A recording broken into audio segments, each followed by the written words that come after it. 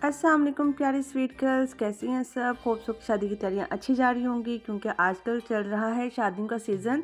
तो आज की वीडियो में लेके आई हूँ ब्राइड टू बी के लिए, प्री ब्राइडल के लिए, सेल्फ केयर की और हाइजीन हैक वगैरह। ठीक है, आज हम बात करेंगे हाइजीन की, ब्राइडल स्किन केयर की, हेयर केयर की एंड बॉडी केयर की, टोटली सेल्फ केयर की। सबसे पहले हम स्टार्ट करेंगे स्किन केयर से। ब्राइडल्स का दिन होते ही तब अच्छे जब उनका फेस क्लियर होता है, फेस उनका नीट होता है, ग्लो कर रहा होता है, तो उनका दिन बन जाता है लिटरली। तो इसलिए जो है आपने स्किन केयर लाजमी करनी है और अच्छी करनी है। अच्छी का मतलब ये नहीं है कि आपको बहुत ही ज़्यादा एक्सपेंसिव प्रोडक्ट्स की ज़रूरत है, नहीं। आप नॉर्मली घर में हैक यूज़ करके, होम रेमेडीज़ यूज़ करके अपनी स्किन को अच्छा कर सकते हो। और अगर आपके पास होम रेमेडीज़ करने का टाइम नहीं है तो आप अफोर्डेबल प्रोडक्ट्स के साथ भी अपनी अच्छी से अच्छी स्किन केयर कर सकते हो। स्किन अच्छी रखने का एक ही फंडा है कि आपने कंसिस्टेंस रहना है। ठीक है, अगर आप कंसिस्टेंसी के साथ अपनी स्किन केयर कर रहे हो, डेली बेसिस पे नाइट स्किन केयर कर रहे हो, मॉर्निंग स्किन केयर कर रहे हो, तो लिटरली आपकी स्किन बहुत फ्लॉलेस हो जाएगी, ग्लोई हो जाएगी।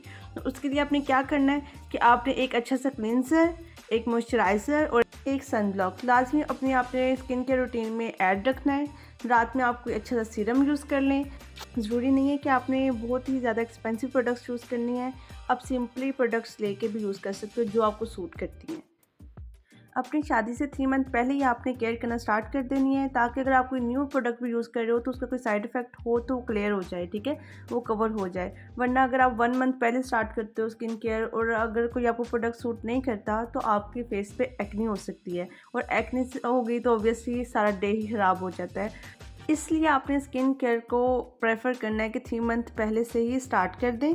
इसके अलावा थोड़ी थोड़ी सी होम रेमेडीज स्टार्ट करें। होम रेमेडीज से ये होगा कि आपको कोई भी साइड इफ़ेक्ट नहीं होगा।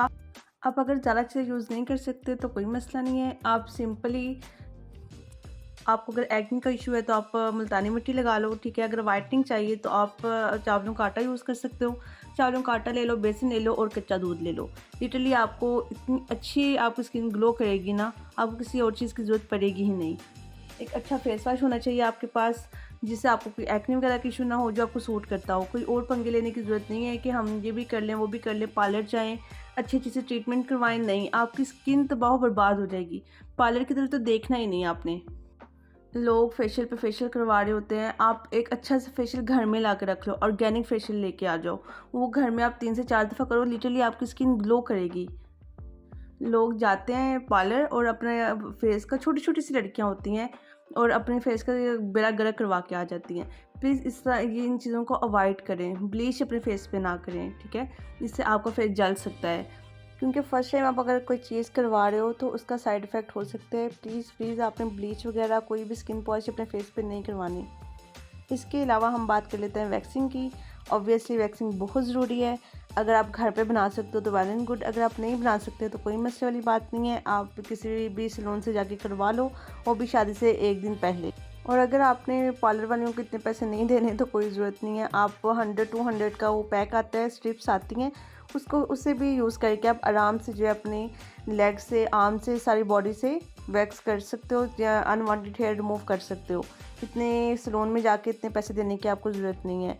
और लिटरली इतनी पेन होती है ना उस टाइम पे, वहाँ पे घर में आप इजीली कर सकते हो, वो तो बहुत बेरहम होती हैं। मेरे साथ एक्सपीरियंस हुआ है, मैं जानती हूँ। उसके बाद मैं तो दोबारा से गई ही नहीं हूँ। तकरीबन 7 साल हो गए मेरी शादी को, अल्हम्दुलिल्लाह।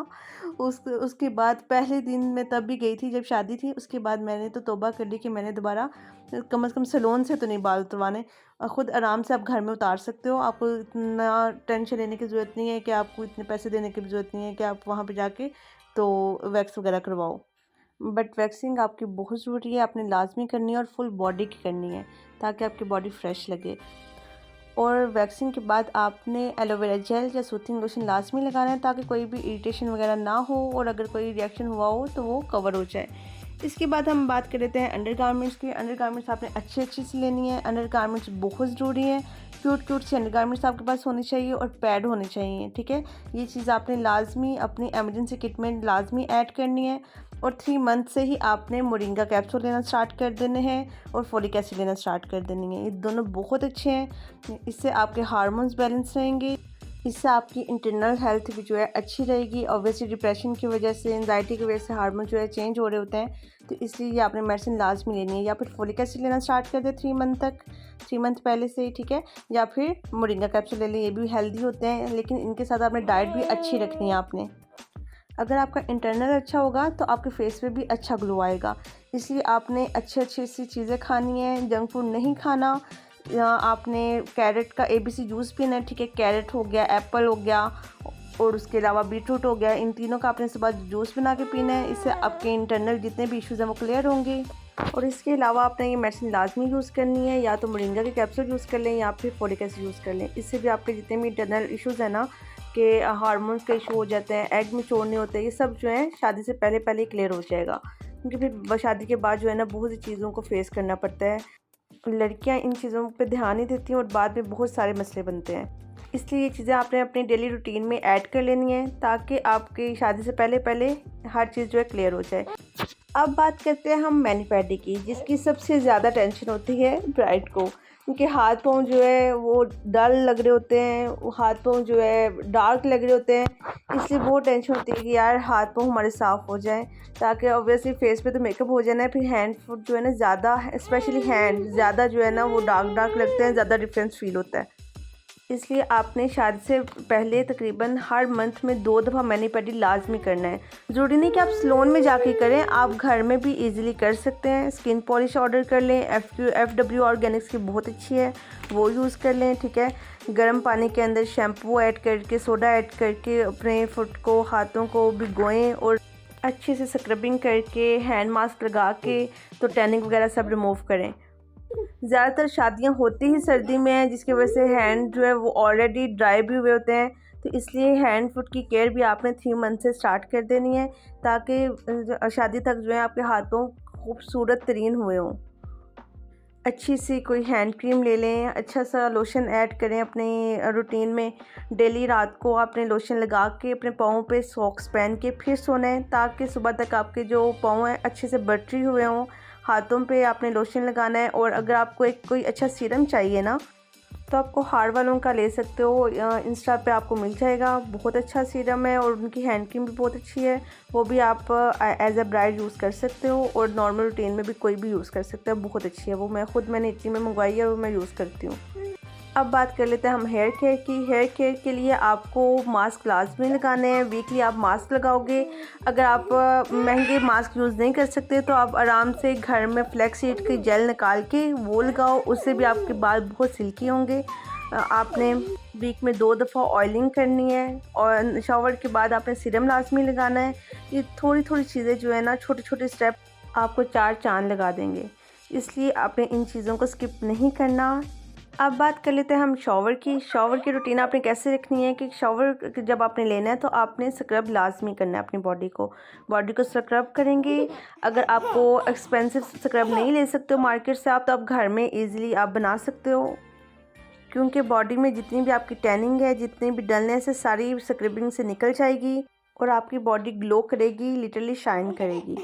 उसके लिए आपको ज़्यादा प्रोडक्ट्स की ज़रूरत नहीं है, सिर्फ ये प्रोडक्ट्स आपने लेनी है। सिर्फ 4 से 5 चीज़ों की ज़रूरत है आपको। आपने क्रश शुगर ले लेनी है, कॉफ़ी ले लेनी है, इसके अलावा शावर जेल ले लें, एक ऑयल और हनी। ये 5 चीज़ें जो हैं, इससे आपका स्क्रब रेडी हो जाएगा। आप आराम से घर में इसको बना सकते हो और 1 वीक के लिए स्टोर कर सकते हो, ठीक है। और डेली बेसिस पे भी आप इसे यूज़ कर सकते हो और हर 2 दिन के बाद भी आप यूज़ कर सकते हो। जब आपने शावर लेना है, आपने बॉडी स्क्रब लाजमी यूज़ करना है, जितनी भी डेड स्किन होगी वो सब उतर जाएगी। मैं इस स्क्रब को 5 साल से यूज़ कर रही हूँ। ये मैंने खुद बनाया घर में, जिसकी भी मैं आपको वीडियो दिखा रही हूँ। इजीली आप ये घर में स्क्रब बना के यूज़ कर सकते हो। अपने हैंड पे भी यूज़ करो, अपने नेक पे भी यूज़ करो, ठीक है। फेस पे आपने यूज़ नहीं करना, फेस के अलावा पूरी बॉडी पे आप यूज़ कर सकते हो। आप इसके रिजल्ट देखें कि कितने ही ज़्यादा अमेजिंग होंगे। आप मुझे खुद कमेंट करोगे कि यार बहुत अच्छा स्क्रब है। जब भी आपने स्क्रब करना है, उसके बाद आपने अपने अनवांटेड हेयर रिमूव करने हैं। अनवांटेड हेयर आपने, अगर आप वैक्स कर सकते हो तो वैक्स कर लो। अगर आपको वैक्स से डर लगता है या वैक्स आपका करने को दिल नहीं कर रहा, तो कोई मसले वाली बात नहीं है, आप रेज़र वगैरह भी यूज़ कर सकते हो।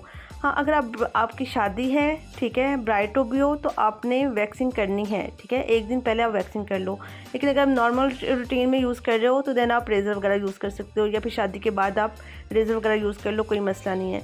लेकिन शादी से पहले आपने एक दिन पहले जो है वैक्सिंग करनी है सारी बॉडी की, ताकि जो स्किन आपकी ग्लोई रहे।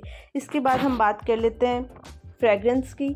अच्छा, आपने शॉवर लेने के बाद आपने मिस्ट लाजमी लगाना है। पहले आप यूज़ करेंगे शॉवर जेल के बाद आप शॉवर लेने के बाद आप लगाएंगे बॉडी पे मिस्ट। ठीक है, बॉडी मिस्ट आपने कैसे लगाना है, अब जब आपकी 80% बॉडी ड्राई हो जाएगी, 20% वेट होगी, तो देन आपने पूरी बॉडी पे अपने बॉडी मिस्ट लगा लेना है। ठीक है, इसके अलावा आप बॉडी स्प्रे यूज़ कर सकते हो, डिओड्रेंट यूज़ कर सकते हो और अच्छी सी परफ्यूम यूज़ कर सकते हो। ठीक है, परफ्यूम भी आपके पास लाजमी होनी चाहिए। इसके अलावा आपने बॉडी क्रीम या बॉडी लोशन लाजमी यूज़ करना है, क्योंकि सर्दियाँ होती हैं, स्किन बहुत ज़्यादा ड्राई हुई होती है, आपने स्क्रबिंग भी करनी है, आपने अपने अनवांटेड हेयर भी रिमूव करना है। तो इसलिए जो है आपने शॉवर के बाद लाजमी अपना कोई भी बॉडी लोशन या कोई भी बॉडी क्रीम ज़रूर लगानी है। अगर आपको और कोई भी नहीं मिल रही तो आप डव की ले सकते हो, डव की बॉडी क्रीम बहुत अच्छी है और बॉडी स्क्रब भी बहुत अच्छा है। ठीक है, ये सब आपने 3 मंथ पहले से करना स्टार्ट कर देना है। इंशाल्लाह आप चमकोगे, धमकोगे, ग्लो करोगे। होप सो कि आपको आज की वीडियो अच्छी लगी होगी। लाइक करके, कमेंट करके लाजमी बताइएगा। ओके, अल्लाह हाफिज़।